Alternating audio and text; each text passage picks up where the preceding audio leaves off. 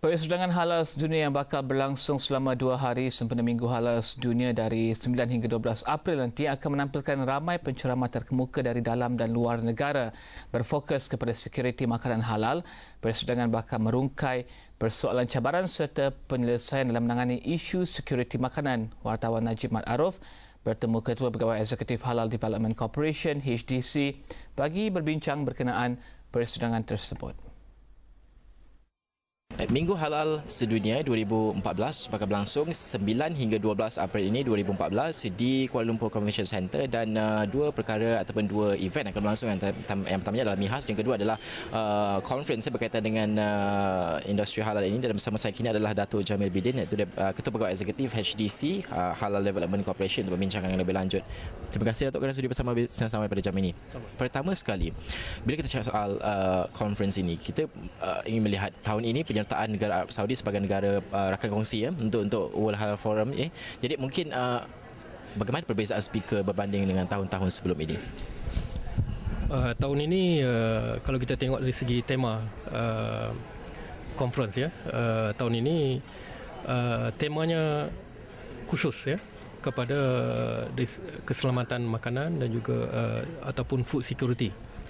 Bermakna speakers untuk tahun ini kebanyakan tumpuannya kepada ke arah food security, dan kita ada membawa beberapa speakers daripada Saudi Arabia, daripada United Nations, daripada ITC dan sebagainya, kerana kita ingin berkongsi apa yang sedang terjadi di seluruh dunia mengenai keselamatan makanan, kerana ini adalah satu isu yang amat serius di seluruh dunia sekarang ni.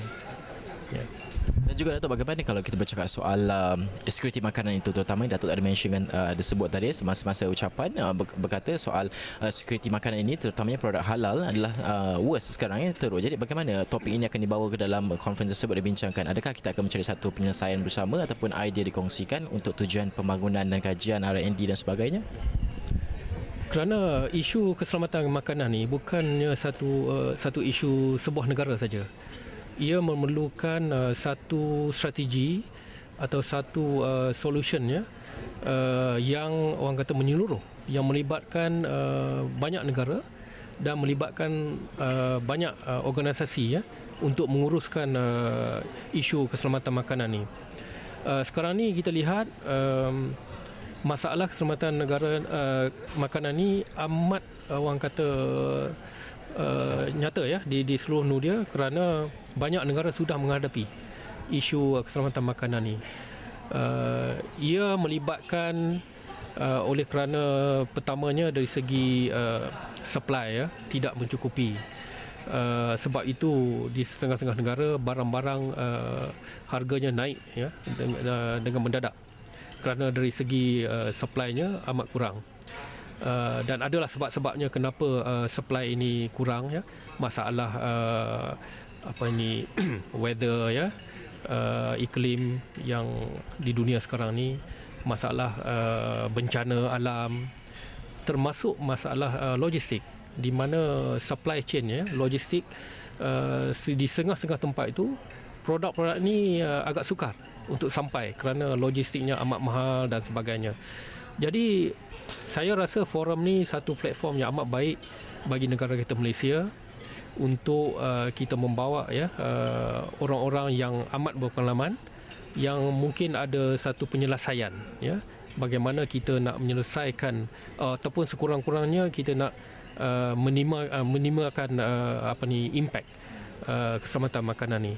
Dan kalau kita lihat dari sudut keselamatan industri makanan halal lebih serius, kerana seperti saya katakan tadi, dari segi supply produk-produk halal ini tidak sampai 20% kepada penduduk-penduduk Islam di dunia sekarang, kerana yang kita tahu penduduk Islam ni di merata tempat di seluruh dunia. Jadi negara-negara yang mengeksport produk makanan halal sekarang ni amat kecil, amat sikit.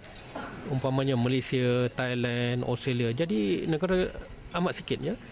Jadi di sinilah yang kita nak bincangkan di mana perlunya ya ada lebih banyak produk-produk halal diadakan supaya dapat orang kata digunakan oleh orang-orang Islam di seluruh dunia. Ini satu platform yang amat saya kata baik untuk kita bincangkan isu-isu ni. Selain dari keselamatan makanan, soal makanan halal ini sudah cukup terkenal di dunia. Kita juga melihat sektor-sektor lain seperti farmasikal, kosmetik dan sebagainya, sektor yang bukan makanan. Jadi adakah ini akan menjadi tumpuan juga, kerana kalau kita lihat farmasikal sebagai contohnya, negara-negara barat mengungguli sektor tersebut, dan bagaimana untuk mendapatkan sektor halal tersebut masuk di bawah farmasikal itu dan dibincangkan? Malaysia memperkenalkan produk-produk farmasikal halal. Jadi kita mengungguli ya di dalam industri ini, walaupun industri ini satu industri yang baru, tetapi seperti kita katakan halal ini merangkumi semua sektor, bukan makanan saja, termasuk farmasikal. Dan negara Malaysia sudah pun mengeluarkan dan juga mengeksport ya beberapa produk farmasikal yang disahkan halal.